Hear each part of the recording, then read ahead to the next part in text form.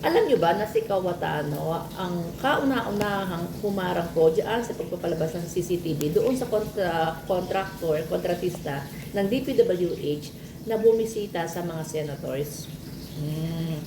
Diba sinabi yan ni Ping Lacson na yan ay ipapublic.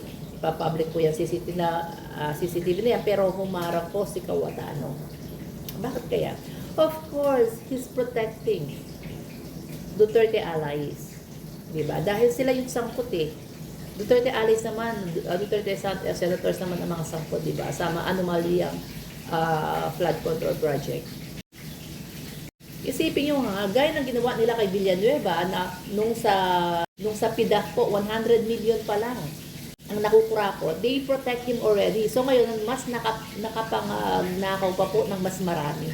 Dahil sa mga konsentidor na mga senators na ito.